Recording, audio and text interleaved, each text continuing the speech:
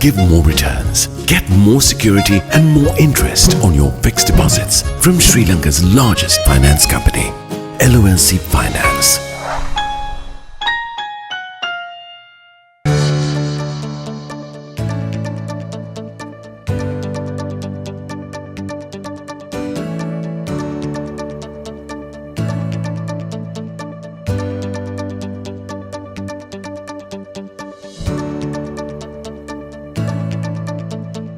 The key to quality and efficiency. Be a jewel. Professionalism is the jewel in the corporate crown. Refresh Sri Lanka for a civic-minded society in association with 99X. LMD, the voice of business.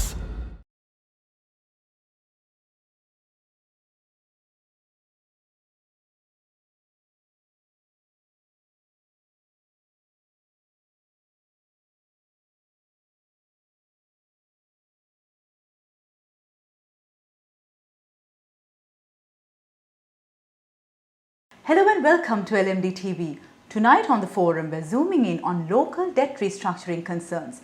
And with us, we have the Deputy General Manager of the Wholesale Banking Group of H&B, Mr. Damith Pallewatte. It's very nice to have you on the show. My pleasure. Pleasure to be on the show.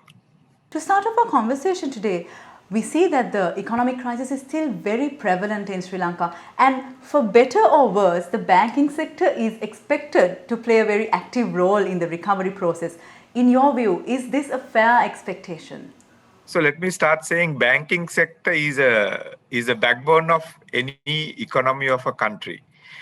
Sri Lanka has been going through a rough patch since the Easter Sunday attacks, and the current economic crisis has resulted in creating multiple challenges for the banking industry. You know, it's not only single, it's, multiple challenges that have been created for the industry.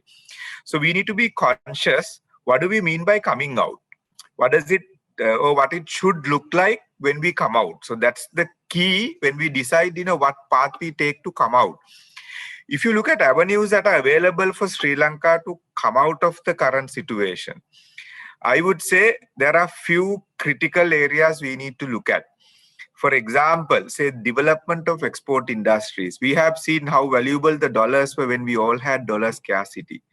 Then promotion of local industries, local manufacturing industries, and import substitution. Do we need to depend so much on imports?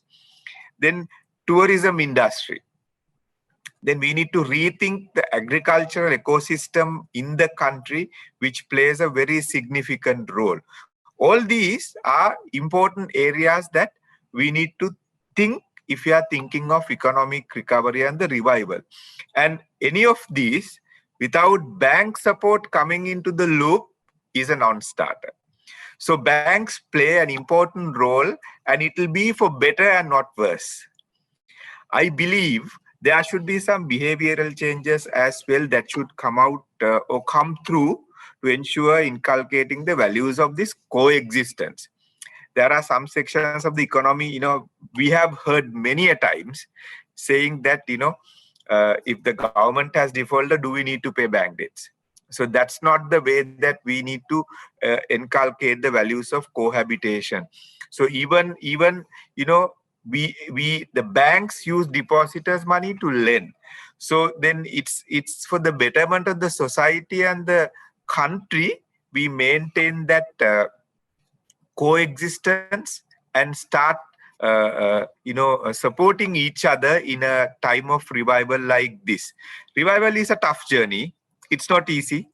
There are a lot of harsh and sensitive decisions that need to be made. Rehabilitation, restructuring, asset disposal, asset sales, new equity investments, switching businesses. You may not be on the right business line. Understanding the changing business dynamics. There is a digital aspect to it now as a result of COVID. It has, increased the intensity. All those are part of revival journey. You cannot look at one specific thing in isolation and pinpoint to those, instead of looking at a more holistic picture in terms of getting into that revival. So despite all these challenges, banks have been able to maintain stability and it becomes an important part of the economy and the economic revival journey. So I would say your question, yes, banks play an active role in helping Sri Lanka come out of it, and it's for the better and not for the worse. And Mr. Pallewatte, in this road to recovery, what are the main concerns that you can see? It's a very good question. What matters most as it is now is the uncertainty that prevails until such time the debt restructuring exercise is completed. So everybody is waiting to hear, what is going to happen. And there are so many expert opinions in the market, if you see, predicting, what is going to happen. We have seen predictions on the exchange rate, predictions on the liquidity, prediction on the banks, prediction of haircuts, options, all that we have seen. On one side, during this phase, we have seen huge high premiums on interest rates, which are expected to come down and reduce. We have seen central bank has reduced policy rates in the recent monetary board announcement. So when there is more clarity, we would see it will further come down, settle down at a more kind of viable and more sustainable level. So on the other side, foreign investors are also taking an approach to see, a wait and see kind of an approach until there is more clarity. So that's why the uncertainty needs to get reduced and clarity needs to come in. So then we can see the much anticipated foreign exchange flows coming into the country. That will no doubt help the recovery process. So at the same time, if you see, what happened during last 12 to 18 months, I would say 12 months, we have implemented the upwardly revised tax structure recently. Perhaps, we need to correct some of those less optimal decisions on the state revenue, which was taken in the past. But that has an impact on multiple areas. One is there's a disposable income, there is the corporate income levels, there is an impact. So all these things have happened in an environment where the inflation is high, interest rates are high, your costs are escalating. So people kind of found it are pain points. So this recovery phase, even though everybody agrees and understand, yes, there is more pain than otherwise. So there is a way that we should maneuver this recovery phase. So addressing the concerns of the people and the businesses, which contribute to that economic revival. I believe all these pain points will gradually ease off, and actually I have seen some of them are tapering off as of now, and activities on the ground has to be pick up and more money needs to start rolling across the economy for us to see actually concerns that are arising during this phase are easing off. So it's quite natural that we see this concern coming out of this debt restructuring phase until it is finalized.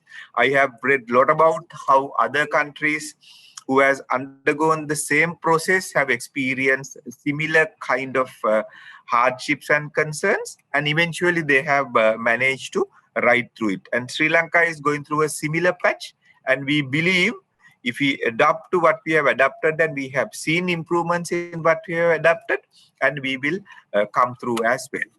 Mr. Pallewatte, you spoke of the lack of clarity. We read in the papers recently that the SLBA actually called out on the government regarding this, saying that there should be more transparency in this process. Is there any update on this that you can share with us? Yeah, yes, this is a bit of an old story because SLBA came into papers and said they would like to have a bit of clarity because the banking system was so important for the country for the revival. So SLBA as a combined organization of all the banks have seen, yes, it's a time that we need to voice anything not clear because of the role that bank has to play in the economic revival is much bigger. So that kind of their clarity came in a way that they wanted to have specific interpretation of what is that voluntary means, how does the debt optimization works. So what is IMF's view on growth prospects? Those are very much economy centric, and at large the country helps the country to get a gauge on what it does need to do with the banking sector if they need to be part of the whole process. So I think it's a more kind of supporting clarification than creating this of kind of a conflict. So later, once they came up with clarifications, I think central bank responded very quickly and assured that in any event of debt restructuring, so they would ensure that the financial sector stability is maintained and the banking sector interests are taken care of, in light of the fact that those banking sector is essential in the process of economic revival. We can't just wait after doing the debt restructuring. We need to start our journey.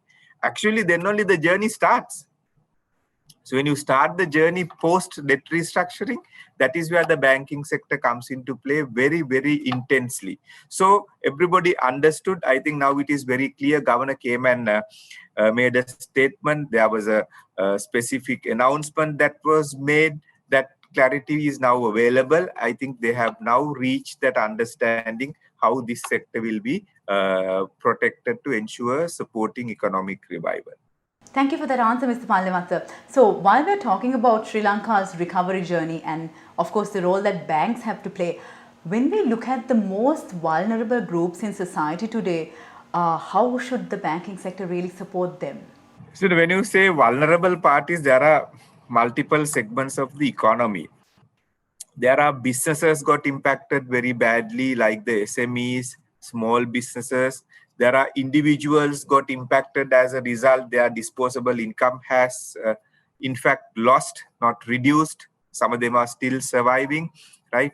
And you'd have seen the poverty levels have increased. In fact, poverty levels have doubled in the country, maybe over the last couple of years. So I would understand that World Bank records say there are 2.5 million additional number added to the people below the poverty line. So those are significant numbers actually. So there is an expectation of economic contraction, that would further impact those vulnerable groups.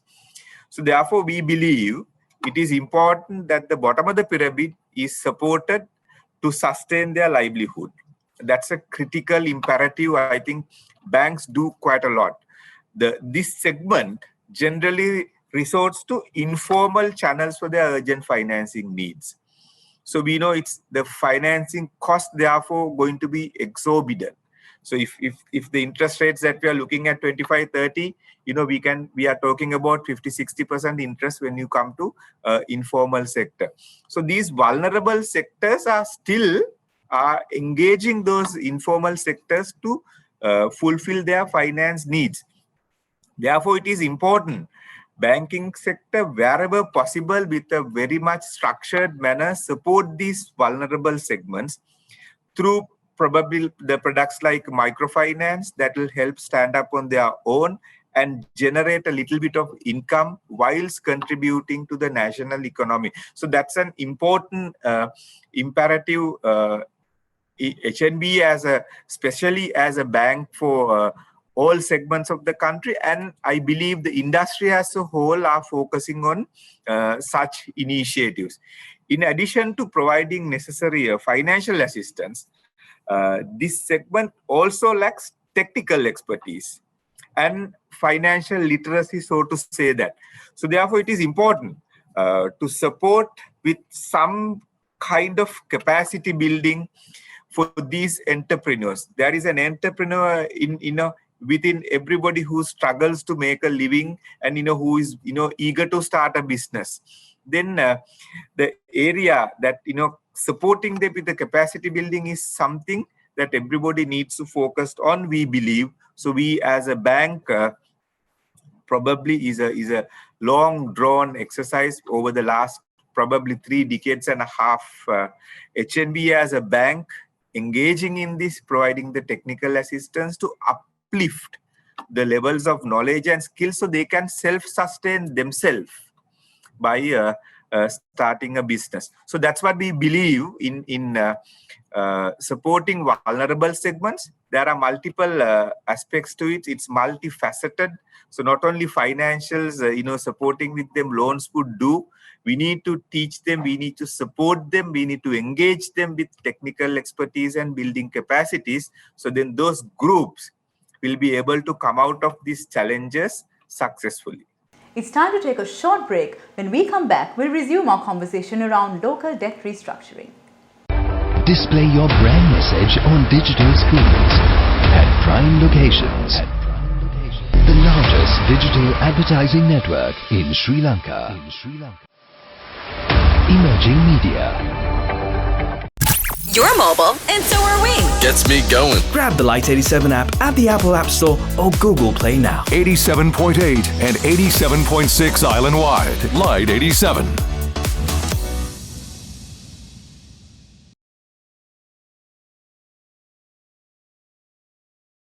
Welcome back to the show. We're talking to the Deputy General Manager of the Wholesale Banking Group of H&B, Damith Pallewatte. You spoke of how banks are supporting vulnerable groups.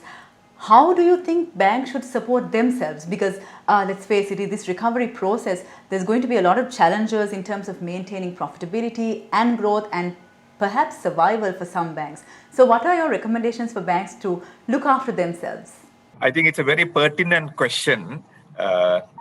It's imperative in first place for the banks to maintain performance and growth.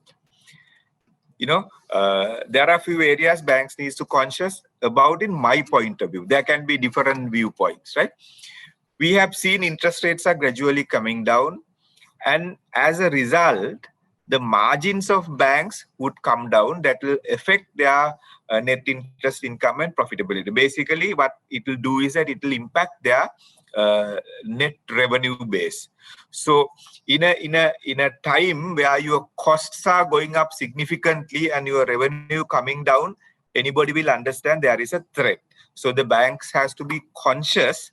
How do we manage that revenue depletion together with the cost escalation? Exchange rate vulnerability could also create an adverse impact on the profitability. We need to be watchful where the exchange rates are moving. How do we advise and support our trade community with export-import businesses whilst protecting the interest of the bank out of this exchange rate volatility? Then the country needs to come out of default rating soon. So banks, apart from the challenges that we are facing with businesses, banks themselves have challenges with dealing with their own counterparts in foreign countries. As a result, the country is rated defaults. There was a time we could not even find one counterparty to establish a letters of credit to support our customers because they don't want to accept an instrument from a country which is rated defaulted. So somehow banks have managed to, work through and support the customers, with all these challenges. So we believe it needs to, the country needs to engage maybe at a very highest level rating agencies in order to ensure there is a swift revision of rating once the debt sustainability reaches an acceptable level. So which will help banks to engage more effectively with international counterparts. And also we need to be mindful when debt repayment starts at some point, once the restructuring process is completed, there will be increased demand for dollars. So USD will be on demand than compared to the lower demand which prevails now in an environment where your imports are restricted, which are gradually being eased off now, we understand that. And as a result of the high exchange rate that prevail, the demand for the imported goods have been low, which aggravated due to the recent tax revisions, which put the people's disposable income down. Once we all put together, when the dollar demand goes up, so we need to be mindful whether the reserves that we maintain in dollars, how do we manage them effectively so that we will not go back to the square one we had, maybe 1 year ago. then in the backdrop, it becomes important for the banking sector tightens its operating expenses and concentrate a very key important area in banking, which is the impairments. Management of impairment, which is your provisions against the bad credit, bad debts, loans, that plays a vital role in short to medium term. So they need to differentiate their strategy. What do they need to do in case of each and every advance or a loan which are in stress situation, whether this business can be rehabilitated, whether we need to go for asset realization or disposal. Those are the tough decisions, I said. Nevertheless, those have to be taken because it's an important element in the banking sector to manage their impairments. It's not only loans and advances that they have to manage. There is an element of impairment that is coming from the investments that they have made, which are subject to restructuring. So all in all, those are the few areas banking sector needs to focus and be conscious of, while supporting the economy, how do they maintain their stability, without going into another recession. Mr. Pallewatte, thank you for shedding light on some of the challenges that one of Sri Lanka's most important sectors at the moment is going to be facing in the next maybe months and years. We're almost at the close of our conversation today, but before we let you go, any closing thoughts that you would like to share with our audience today? Yes, thank you very much for that question. Sri Lanka as a country today in crossroads, it has gone so far, and as you see, as a country, we have achieved our debt restructuring process much faster than where it has happened elsewhere. So we can be quite satisfied in the speed of which it has taken, but it has not yet concluded. We believe that has to be concluded soon, that this uncertainty should be kind of finished. So with that, we believe this country has enormous potential to come out of the current status that it is in, and there is enough ingredients within it so which can support and fuel such a rehabilitation and the revival process. So there are parts of the economy that should work together. There is a role that government has to play. There is a role that industries has to play, and there is a role that banks has to play. What I would like to emphasize is banks have always been there by the businesses to support, and we continue to support the businesses, and we have demonstrated, and even the toughest times of the economy during the most extreme turbulence, the banks have been with the businesses, and we will continue to be. We request the businesses that there is an important element in coexistence and cohabitation. So that is what we need to inculcate among ourselves, among our community, among our businesses, and with our relationships. So that will help the economy to sustain, economy to revive, and the country to come out of this situation. We are hopeful the debt restructuring process will ensure that the banking sector stability is not disrupted or compromised. On that basis, I think banks stand tall and strong to support the economic revival of the country, and we are looking forward to it, in fact.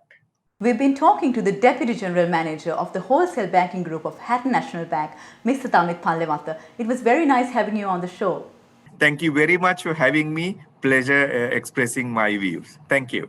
And to all our viewers, thank you so much for joining us. Until next time, take care. Don't forget to subscribe to our YouTube channel and follow us on Facebook and Twitter.